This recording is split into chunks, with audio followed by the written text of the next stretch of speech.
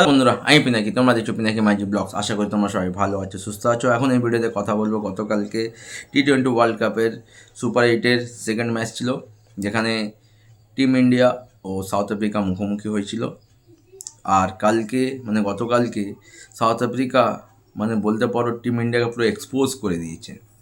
South Africa প্রথমে bat করতে নেমে 20 ওভারে 187 করে 188 রানের টার্গেট দেয় টিম ইন্ডিয়াকে।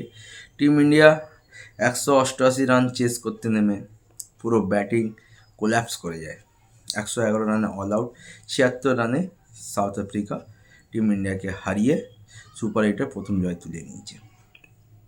এটা তো আমরা সবাই জানি। কিন্তু টিম ইন্ডিয়া এরকম হার সুপার এইটের ম্যাচে, তাও আবার 76 রানে, এক তো আমরা রান রেটে অনেকটা পিছিয়ে গেলাম, -3.80। পরবর্তী দুটো ম্যাচ জিম্বাবুয়ের এগেনস্টে, ওয়েস্ট ইন্ডিজের এগেনস্টে ডু আর ডাই ম্যাচ, মানে দুটো ম্যাচ তো জিততেই হবে এবং ভালো রান রেট নিয়ে জিততে হবে। তো জিম্বাবুয়ে লাস্ট এই T20 ওয়ার্ল্ড কাপে লিগ ম্যাচে যে পারফরমেন্স করে এসছে, তারা অস্ট্রেলিয়ার এগেনস্টে অস্ট্রেলিয়াকে হারিয়ে টুর্নামেন্ট থেকে বাইরে করেছে। শ্রীলঙ্কাকে মানে রীতিমতো চমক দিয়ে হারিয়ে সুপার এইটে আসছে। তো পরবর্তী সেকেন্ড ম্যাচ হচ্ছে জিম্বাবুয়ের সাথে। জিম্বাবুয়েকে হালকায় নিতে হবে না, বেশ ভালো পারফরমেন্স করছে জিম্বাবুয়ে টিম। একটা কম্বাইন্ড টিম আমরা দেখতে পাচ্ছি। এবং লাস্ট ম্যাচ হচ্ছে ওয়েস্ট ইন্ডিজের বিরুদ্ধে সানডে কলকাতায়। তো ওয়েস্ট ইন্ডিজকেও হালকায় নিতে হবে না। গতকালকে যদি আমরা বলি, টিম ইন্ডিয়া ব্যাটিং কোল্যাপস। বলিংয়ে জসপ্রীত বুমরা জাস্ট আগুন, 4 over 15 run 3 wicket. Arshdeep Singh 4 over 28 run 2 wicket. Varun Chakravarthy কালকে নিজেকে মেলে ধরতে পারেনি বা নার্ভাস হয়ে গেছে। বরুণ চক্রবর্তী যেভাবে বল করে সেই রূপে আমরা তাকে পাইনি। 4 ওভারে প্রায় 50-এর কাছাকাছি রান খেয়েছে। শিবম দুবে ভালো রান খেয়েছে, হার্দিক পান্ডিয়াও এখন বেশ ভালো রান খেয়েছে। কিন্তু 188 কি চেস করা যেত না? যে টিমে ওয়ার্ল্ডের নাম্বার 1 T20 ব্যাটসম্যান আছে, যে টিমে নির্ভরযোগ্য তিলক বর্মা আছে, যে টিমে স্কায়ের মতো অভিজ্ঞ 360 প্লেয়ার আছে, ঈশান কিষানের মতো বিধ্বংসী ওপেনার আছে, শিবম দুবের মতো হার্ড হিটিং ব্যাটসম্যান আছে, হার্দিক পান্ডিয়া আছে, রিঙ্কু সিং আছে, তাহলে এই রানকে আমরা চেস করতে পারতাম না? কালকে আমাদের ইন্ডিয়া টিমের ভাইস ক্যাপ্টেন অক্ষর প্যাটেল, তাকে ড্রপ করা হয়েছে। রিজন কি বলা হচ্ছে, নাকি সাউথ আফ্রিকায় চারজন লেফট হ্যান্ডার ব্যাটসম্যান আছে, সেই জন্য লেফট আর্ম স্পিনারকে আমরা খেলাবো না। চারটে লেফট হ্যান্ডার আছে, সেই জন্য আমরা লেফট আর্ম স্পিনারকে খেলাবো না। খেলালে কি হবে? মার খাবে। অপরদিকে সাউথ আফ্রিকা, যেখানে ইন্ডিয়াতে 6জন লেফট হ্যান্ড ব্যাটসম্যান আছে, তারা কেশব মহারাজকে খেলাচ্ছে। বলো, তারা কেশব মহারাজকে খেলাচ্ছে কেন? কেশব মহারাজ তাহলে কি আমাদের ব্যাটসম্যানরা স্পিন খেলতে পারে না, নাকি ভয় পায় যে কেশব মহারাজের বিরুদ্ধে বড় স্ট্রোক নিতে পারবে না?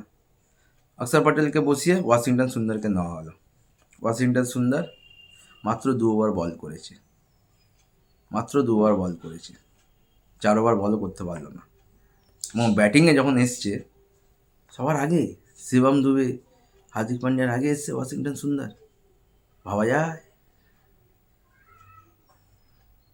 ওয়াশিংটন সুন্দর কীভাবে ম্যাচ বের করবে ভাই? সে কি ফিনিশার না বিগ হিটার?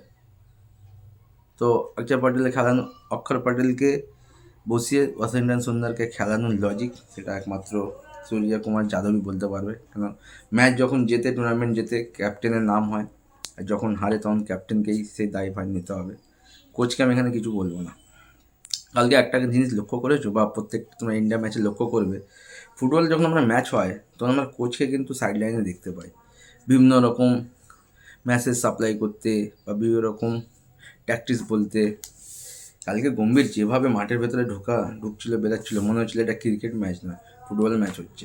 এত কিসের বুদ্ধি দেওয়ার, পরামর্শ দেওয়ার থাকে? ম্যাচ শুরু হওয়ার আগে সে পরামর্শ দিতে পারে না? মাঠে বসে বসে এত কিসের পরামর্শ দেয় গৌতম গম্ভীর? যেমন রোহিত শর্মা ক্যাপ্টেন ছিল, রাহুল দ্রাবিড় কোচ ছিল, রাহুল দ্রাবিড়কে আমরা কবার মাঠে যেতে দেখেছি যে রোহিত শর্মার সাথে ডিসকাশন করতে বা ড্রিঙ্কস ব্রেকের সময় গিয়ে বুদ্ধি দিতে, পরামর্শ দিতে দেখিনি। তার আগে যদি আমরা চলে যাই বিরাট কোহলি, রবি শাস্ত্রীর জামানায়, সেখানেও তো আমরা দেখিনি যে বিরাট কোহলিকে বারবার রবি শাস্ত্রী মাঠে নামছে, পরামর্শ দিচ্ছে।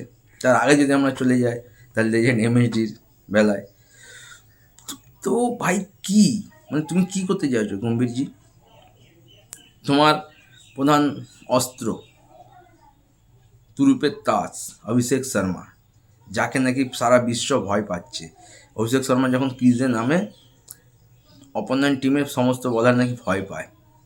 এমন একজন ব্যাটসম্যান নেমেছে যে তাদেরকে মেরে ছাতু করে দেবে। আর এই ওয়ার্ল্ড কাপে চারটে ম্যাচে মাত্র 15 রান। প্রথম ম্যাচ ডাক, সেকেন্ড ম্যাচ 0, থার্ড ম্যাচ 0, গতকালকে সাউথ আফ্রিকার এগেনস্টে 15 রান, মানে 4 ম্যাচে 15 রান। Number 1 টি-20 batsman. ভিডিওটা একটু বড় হবে, আগে বলে দিচ্ছি। তারপর হচ্ছে আমাদের সঞ্জু স্যামসন। আমাদের ওপেনারকে সঞ্জু স্যামসন, ঈশান কিষান, অভিষেক শর্মা। ঈশান কিষান তো ভালো পারফরমেন্স করে দিয়েছে, আর একাই খেলছে, কিন্তু তার পার্টনার সঞ্জু স্যামসনকে নেওয়া হলো, সে ব্যর্থ, বড় রান করতে পারছে না। অভিষেক শর্মা ব্যর্থ। এবার এই দুজনকে যদি ড্রপ করে আমরা কাকে ওপেনার হিসাবে দেখব? নেই, রিপ্লেসমেন্ট নেই। তাহলে এরকম খেলোয়াড়কে আমরা নিয়ে যাব কেন, বা এরকম টিম আমরা কেন সিলেক্ট করব যেখানে আমাদের কোনো ব্যাকআপ নেই? আর অভিষেক শর্মা কালকে যখন 3 উইকেট পড়ে গেছে, যেভাবে আউটটা হয়েছে তোমরা দেখো। মার্কো ইয়ানসন স্লোয়ার কাটার মেরেছে, সেই বলটা 6 মারতে গেল, আর যে ক্যাচটা নিয়েছে দুর্দান্ত। আরে ভাই, এর মধ্যে সেই সেন্সটা নেই কোন মোমেন্টে কী শট খেলতে হবে। কালকে যখন সাউথ আফ্রিকা 20 রানে 3 উইকেট পড়ে গেছে, সেখানে ডেভিড মিলার, ডেভাল ব্রেভিসের বয়স অভিষেক শর্মা থেকে মেবি ছোটো হবে হয়তো, সে হয়তো এত নাম ডাক নেই, কিন্তু তার ম্যাচুরিটি দেখো। সিঙ্গেল নিচ্ছে, ডাবল নিচ্ছে, 4 মারছে, 6 মারছে। আর অভিষেক শর্মা, না না ভাই, আমি তো ভাই ক্রিস গেলের থেকেও বড়, আমাকে 6-4 না মারলে আমার তো হবে না। আরে ভাই, ইনিংসটাকে বিল্ড করো, ম্যাচটাকে ধরো, ম্যাচটাকে ক্লোজে নিয়ে যাও। কালকে যদি ইন্ডিয়া টিমে বিরাট কোহলি থাকতো 3 উইকেট পড়ে যাওয়ার পর, আমরা কি ম্যাচটা বের করতে পারতাম না? আরে তারা লেজেন্ড, তারা গোট, তারা এমনি লেজেন্ড বা গোট হয়নি, তাদেরকে দেখে তোমরা কী শিখেছো? অভিষেক শর্মার কোনো রিপ্লেসমেন্ট নেই, কেন সঞ্জু স্যামসনকে নেওয়া হলো, সঞ্জু স্যামসনকে বাদ দেওয়া হচ্ছে। যখন সঞ্জু স্যামসন পরপর ফেলিওর করছে, সবাই বলছে কি না সঞ্জু স্যামসনকে ড্রপ করতে হবে, অভিষেক শর্মাকে খেলাতে হবে, বাইসন কিষানকে খেলাতে হবে।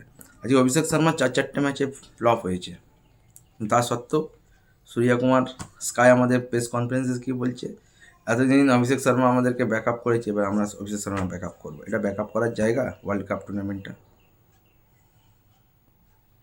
এবার আসছি তিলক বর্মা নিউজিল্যান্ডের এগেনস্টে, কিন্তু তার আগে কিন্তু ইনজুর্ড ছিল, তার রিপ্লেসমেন্টে শ্রেয়াস আইয়ার এসেছিল নিউজিল্যান্ড টি-20 সিরিজে। শ্রেয়াস আইয়ারকে একটাও ম্যাচ খেলানো হয়নি, কিন্তু লাস্ট 2টো ম্যাচে তিলক বর্মা নেমেছে, তারপর ওয়ার্ল্ড কাপে এসছে। তিলক বর্মা পুরোপুরি আউট অফ ফর্ম। এখন সে 100% ফিট নাকি তার খারাপ ফর্ম যাচ্ছে জানি না। তিলক বর্মাকেও আমি বলবো ইমিডিয়েট বসানো উচিত, কিন্তু বসে তো আমি কাকে খেলাবে? ওয়াশিংটন সুন্দর ছাড়া উপায় নেই। তারপরে সে আমরা রিঙ্কু সিং, শুধু অভিষেক শর্মা তিলক বর্মার কথা বললাম না, রিঙ্কু সিং যাকে আমরা ভবিষ্যতের ফিনিশার রূপে দেখছিলাম, তার 4 ম্যাচে স্কোর দেখো। প্রথম ম্যাচে 6, সেকেন্ড ম্যাচে 1, থার্ড ম্যাচে 11, ফোর্থ ম্যাচে 6, কালকের ম্যাচে 0। কালকে যখন রিঙ্কু সিং ব্যাট করতে নামে, তখন কিন্তু ম্যাচ হাতের বাইরে বেরিয়ে গেছে। ঠিক আছে, তুমি ম্যাচ জেতাতে পারবে না, কিন্তু যতটা পারবে ক্লোজে নিয়ে চলো। যদি 76 রানের জায়গায় যদি আমরা 20 রানে হারতাম বা 30 রানে হারতাম, তাহলে রান রেটটা তো আমাদের এতটা খারাপ হতো না। কী বলবো। আর সাউথ আফ্রিকার killer Miller, Tristan Stubbs, Dewald Brevis অসাধারণ ব্যাটিং করেছে। কালকে লুঙ্গি এঙ্গেডি এই টুর্নামেন্টে স্লোয়ার ডেলিভারি এমন করছে যেটা ব্যাটসম্যানরা পিক করতে পারছে না।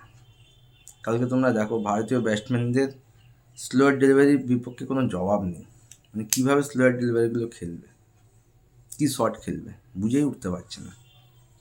স্কাই যে বলটা আউট হয়েছে ব্যাটের টোরতে লেগেছে, ওটা কাটার ছিল, স্লোয়ার ডেলিভারি ছিল। অভিষেক শর্মা যে বলটাই আউট হয়েছে স্লো ডেলিভারি ছিল, কোনো জবাব নেই আমাদের ভারতীয় ব্যাটসম্যানদের কাছে।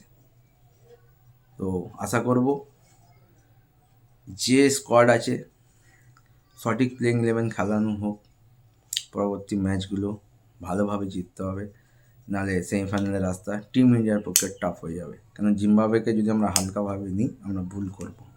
আর ওয়েস্ট ইন্ডিজ রীতিমতো শক্তিশালী টিম। ওয়েস্ট ইন্ডিজ এমন একটা টিম, তাদের যদি দিন না থাকে তাহলে হয়তো স্কটল্যান্ডের কাছেও হেরে যাবে, কিন্তু যদি তাদের দিন থাকে তাহলে অস্ট্রেলিয়া ইন্ডিয়া সবাইকে হারাতে পারে।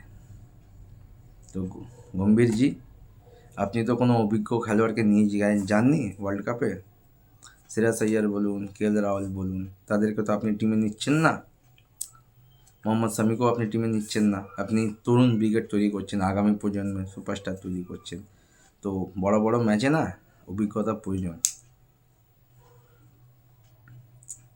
তোমাদের মতামত কমেন্ট করে জানাতে পারো। ভিডিওটা অনেক বড় হয়ে গেল। আমি তো ভাই খুব ডিসঅ্যাপয়েন্টেড কালকের হারে, শক। তোমরা কতটা ডিসঅ্যাপয়েন্টেড হয়েছো এবং আগামী ম্যাচ নিয়ে তোমরা কী ভাবছো কমেন্ট করে জানাতে পারো। দেখা হচ্ছে আরেকটা ভিডিও নিয়ে। টাটা।